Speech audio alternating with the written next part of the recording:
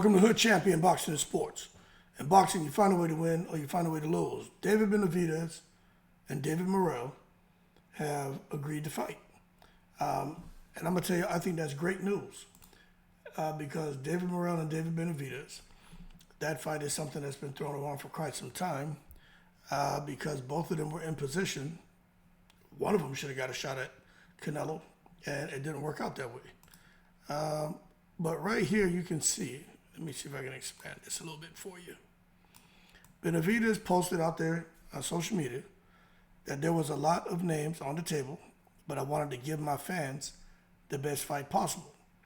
I reached out to David Morrell and his team to make this happen, and we got the contract done. This fight really going to be a banger. Two of the best in the division and two titles on the line. Let's effing go. Date and location to be announced shortly.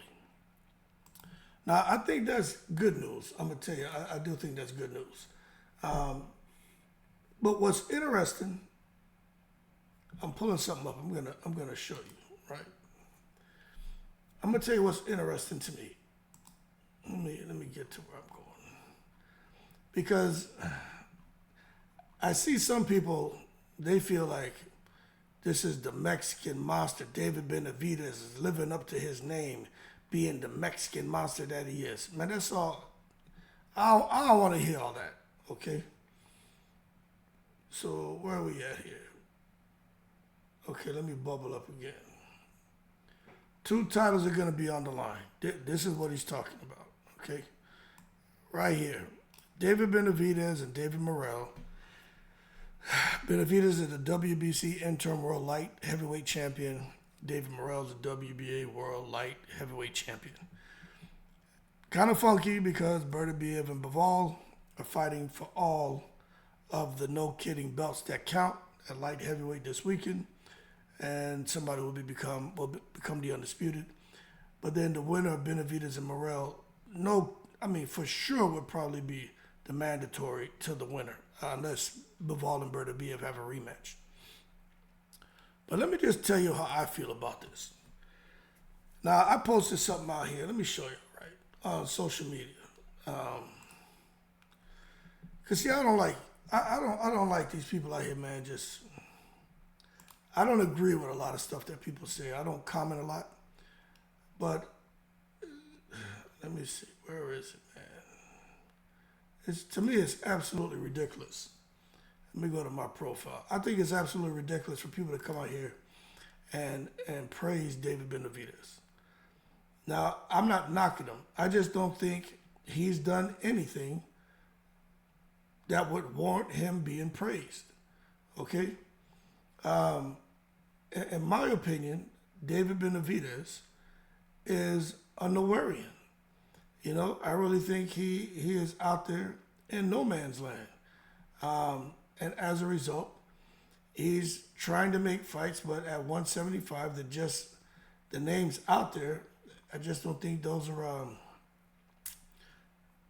the kind of names that he really wants to fight at this time. I'm looking for someone when I talk to you.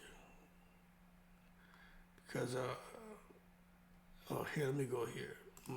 I'll find it right here. Watch this. Okay, right here. Right? So let me show you this. So anyway, this guy, so Michael Benson, he posted this, right, letting the world know that it's a done deal, right? David Benavidez confirmed the deal between he and Morrell is on. And then this guy Naj, right, Najee, he says the Mexican monster living up to his name. And I come out here and I ask the question because, I'm just asking a question. How? Because I'm telling you, I don't think David Benavidez is doing anything that would warrant him being lauded. I said David Benavidez is taking what he can get. You know what I'm saying? Like, David Benavidez still wants to challenge himself. But there really is no other real opportunity there. And I do feel that with David Benavidez, the fact that Morrell looked horrible in his last fight, I think that that helps a little bit because David Benavidez caught his ass against Gvozdyk. It doesn't matter if you agree with me or not. If you could set the emotion aside, David Benavidez, at the end of that fight, he looked deflated. One more round, I think Gvozdyk would have knocked him out. At the post-fight press conference, David Benavidez was about to cry because for his debut at light heavyweight, things didn't go as planned. And he talked so much about how Gvozdyk knows what's up, how he's beat his ass in sparring. David Benavidez has even talked about how he's beaten Bival's ass in sparring. Now, I'm going to tell you right now, based on how he looked against Gvozdyk, that didn't look like somebody who whipped somebody's ass in sparring. But if he did beat his ass in sparring, that just lets the world know sparring is sparring. A fight is a different thing, because Gvozdyk was able to turn back the hands of time. Now, Benavidez did do some good things in that fight against Gvozdyk. He pushed him back, but bottom line is he just really couldn't put a dent in the bigger man. Now, this thing with David Morrell. David Morrell, and I'm going to get to the rest of this thread, right?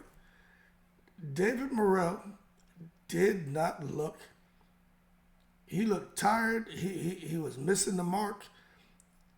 Something was wrong with him in his last fight, you know? But I'm going to tell you this, and I'm just going to have that conversation. You know, there have been rumors, and I ain't the first one to talk about this shit, about David Morrell, possibly, you know, an issue with him being enrolled in testing and shit like that. And someone suggested that the rumors are that, hey, he's out here, could be, you know, cycling Peds. Now for me, he's never tested. I don't know if he's tested positive for anything. There was, while I'm talking, I do think there was something that came up. Let me see if I can pull this up while I'm talking to you, right? But I'm gonna say that some of this may. Let me see something, David. It may explain.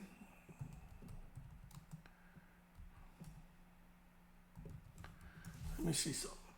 It may explain why David Morrell didn't look the way he normally looks. Okay, yeah, I knew it. I know I had read that. Okay, where's the article?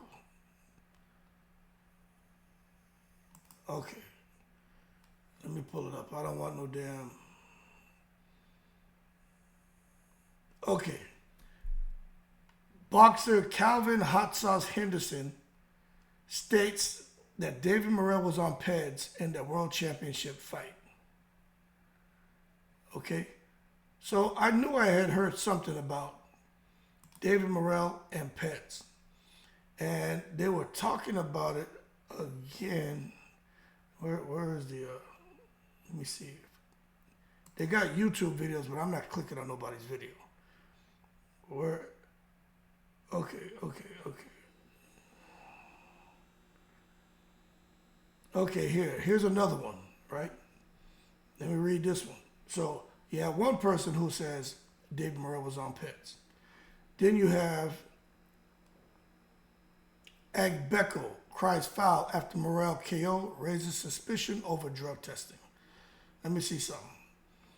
Senator Agbeko says he suspects the WBA regular super middleweight champion David Morrell was using some type of performance-enhancing drugs when they fought, and he lost by a second-round knockout when he fought in Minneapolis. Agbeko admits that he doesn't know for a fact that Morrell was using Peds, but he sees something odd about the absence of drug testing for the fight, even though he signed a document for WADA to test and it didn't happen.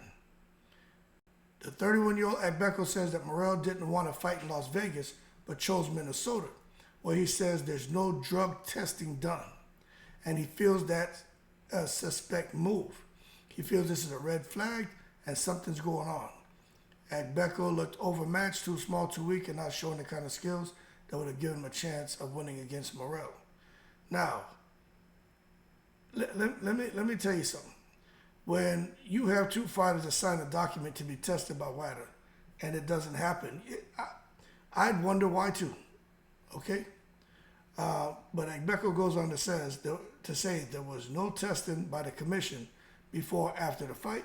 They explicitly stated that the commission wasn't required to do the testing, and they chose not to do any testing for this fight. Now, I'm going to tell you, for me, when a guy loses, it kind of sounds to me like being a sore loser. But he's complaining. He has every right to complain, but there really isn't any evidence of David Morrell doing anything foul. But I do think it's a good talking point as to why David Morrell decided not to do any drug testing. Now, that's what I had heard. It was that he likes to fight in Minnesota because up there's no drug testing. So that's what I wanted to point out to you all. But coming back here to what I was saying in this thread, right? So when I told the guy, it helps that Morrell looked horrible in his last fight.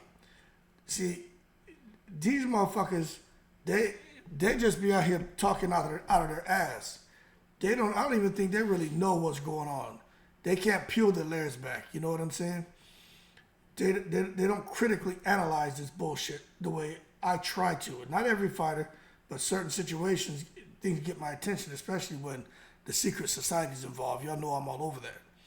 But to praise Benavidez for making a fight with Morell, I just think Benavidez really had nowhere else to go. And to be honest with you, hey, they weren't really in talks of trying to make the fight before anyway.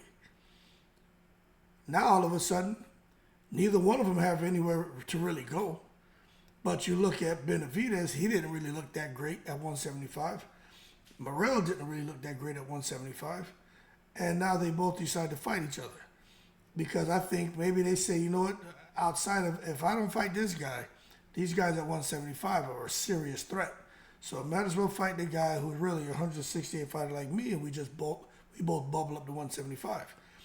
But I think David Benavidez may have recognized, okay, Morell didn't look good. They didn't fight in Minneapolis. Remember, they fought out there, I think it was in Cali. If I can get the fight outside of Minneapolis, I may have something, because Morell, he's not looking like that killer he looks like when he fights in Minneapolis. Right? Now, this is just me having a conversation.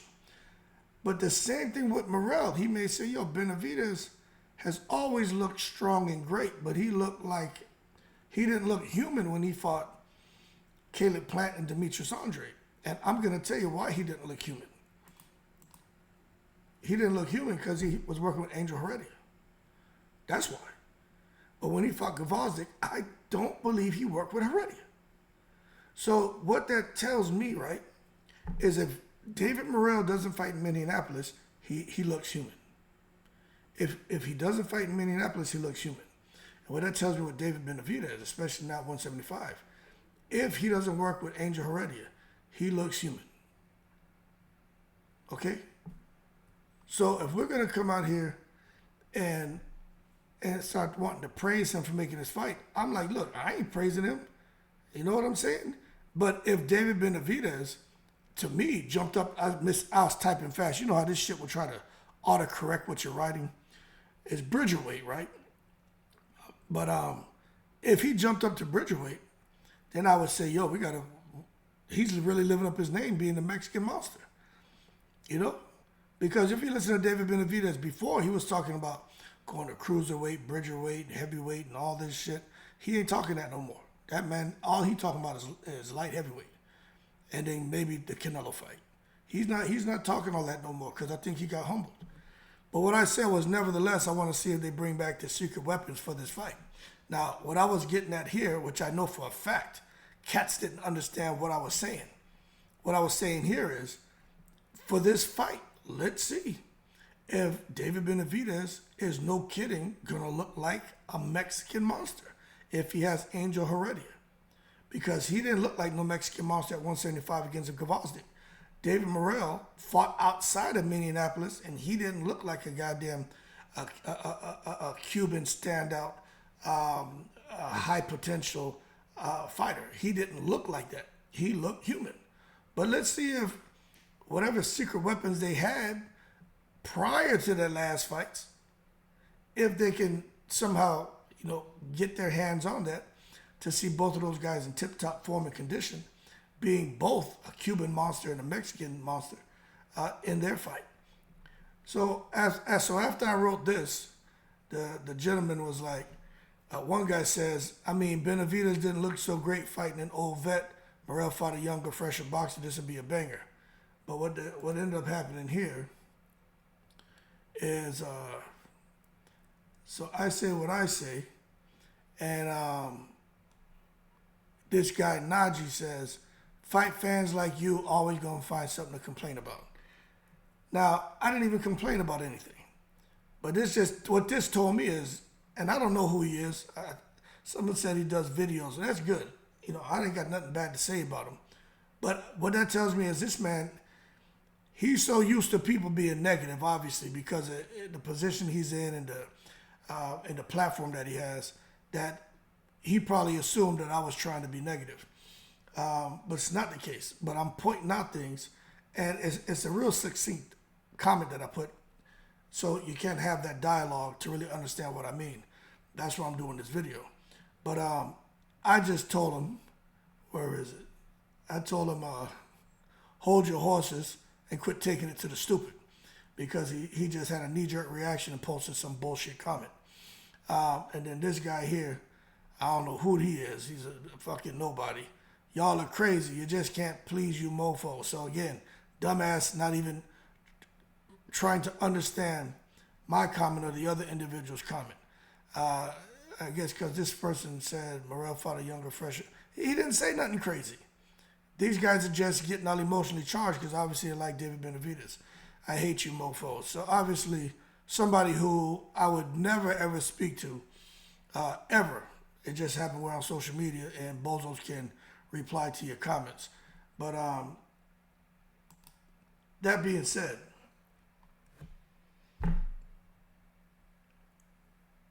if you ask me who wins this fight, I'm going to tell you it's like I said. It's like I said right here. The person who wins this fight is the person who can bring back their secret weapon. Because the secret weapon is missing, y'all. Simple. Now, y'all take that how you want it. But y'all going to see. Y'all going to see David Benavidez. Watch. For Caleb Plant and Demetrius Andre. Look at his physique. How did he look? Shredded. Ripped. David Benavidez never looked like that. Never. Wasn't until he hooked up with Heredia for Caleb Plant. I called it. I said, watch him. His body going to change. And anyone who follows the channel know I say this all the time. I was like, when Angel Heredia get involved with you, fighters perform differently. And I said, for me, it goes all the way back to Juan Manuel Marquez IV and Manny Pacquiao. Marquez, typical Mexican shape, man. He didn't have all those striations and muscles in his stomach. That motherfucker hooked up with Angel Heredia for that Pacquiao 4 fight. How'd he look? Like a bodybuilder. Man had muscles in his face. Man looked crazy and shit. Damn near killed Pacquiao. Now, somebody said, well, he worked with Edgar Berlanga. And Edgar Berlanga, he didn't beat Canelo. No, he didn't. He didn't beat Canelo. But what happened? Canelo couldn't have hurt him. Could he? And Edgar Berlanga was walking through Canelo shit. The only reason Berlanga lost that fight, because he ain't let his hands go. That's the only reason. And when Edgar did let his hands go, Canelo didn't like it. But he didn't let his hands go enough. So my thing is, although he lost, what do you think would have happened to Edgar Berlanga if he didn't work with Angel Heredia? Now remember, I'm not saying there's any foul play. I'm just telling you Angel Heredia makes a difference. If Edgar Berlanga didn't work with Angel Heredia, what do you think would have happened in that fight? So, again, David Benavidez, I'm gonna be watching his physique. I want to see if he's working with Angel Heredia. And if he's working with Angel Heredia and the fight is not in Minneapolis, David Morrell's in trouble. His ass is in trouble. I don't see him beating David Benavidez. I'm telling you, I don't. Because he can't afford the worst thing, it's the worst thing that can happen to a fighter against David Benavidez. And I want to make sure I'm crystal clear on this. David Benavidez has always been a beast. That shit he did to Jalen Love, and my fighter who I like, man, the guy from Canada, not Lucien Bute, man. He had the comb over, man. The crazy left hook. I can't remember his damn name, but I picked him to beat Benavidez because I thought he could land his left hook on him because Benavidez had been dropped before. I'm seeing his face right there, man. White guy with the comb over. But anyway, when he knocked, the way he beat him around that ring, I said, shit, Benavidez is the truth. But I just, him hooking up with Angel Heredia, obviously he just wants to make sure he has the best chance of winning big fights. I have a feeling he's going to go back to him. But David Morrell he's in no man's land. He's a nowherean. And I don't know what he's going to do, how he's going to level out that playing field. Because I truly believe if you have a fighter, if I'm going to fight somebody who has a pharmaceutical genius in his corner, shit, I'm going to want to have a pharmaceutical genius helping me. That shit is not fair. But I'm going to want one. So anyway, man, there's a whole lot to talk about because this shit, boy, when they firm up the date, I'm going to be tracking and watching everything because it's interesting to me. It's very interesting to me. See who they bring into camp. I ain't worried about sparring partners, strength and conditioning, the nutritionists, who they working with, because all that shit's going to matter, people. It's all going to matter. Anyway, enough talking from me. Y'all keep cool. I think that's one of the good things about being out here and having that healthy dialogue with people, man. We ain't always going to agree. But with me, man, look, I'm just not a guy that look at shit on the surface. I watch these fighters. I notice everything about these cats. And I'm telling you, there's a reason why David Benavidez didn't perform the way he was hoping to perform at 175. The weight probably had something to do with it too. But I just feel when you got a guy like him who's talking about how he's whipping everybody's ass, it's like Gervonta Davis, right? In sparring, you're hearing how Gervonta Davis is knocking out heavyweights, light heavyweights, cruiserweights, Gervonta, power. But in every fight Gervonta gets in, that power shows up, right? It don't matter. Whatever fight Gervonta's been in, that power showed up, hasn't it? David Benavidez, you always hearing about him in sparring. Beating the shit out of this guy, beating the shit out of that guy. He stepped up to 175. What happened? And he was pushing him back in the beginning, but he wasn't able to put a dent in him. What happened? Some say because David Benavidez was finally fighting at his normal weight. And you can see at his normal weight when, now these aren't my words, these are other people's words, when he's not being able to weight bully, he looks like a pretty average fighter. I said, you know what? I can respect your opinion. I think it has more to do with him not, for that fight in particular, not having that goddamn Angel Heredia. But that's my opinion. Anyway, I think this is a pretty even fight. Two guys who probably really should be at 168. I think being forced to go up to 175. And I think this is the safest fight for both of them because they should be about the same size. And they're not going to be with guys who are much bigger than them melting down to 175. These guys should actually be pretty comparable as far as their size and everything else. It just made the best man win. But if you ask me to pick, I'm picking David Benavidez. I think David Benavidez is going to knock him out. Morell just didn't. Like, I'll tell you this. In David Benavidez' performance against Gvozdyk, his performance to me against Gvozdyk was better than Morell's performance against Raja Kavasky or whatever the hell the guy's last name was. So I that being said, I just don't see Morell being able to do much to Benavidez, especially after we get past round 3. I think when Morell slows, Benavidez picks up the pace, and it's going to be all downhill. I got Benavidez stopping him within 8. Y'all keep cool. Shout out to the veterans, all 7 continents, in the breeze.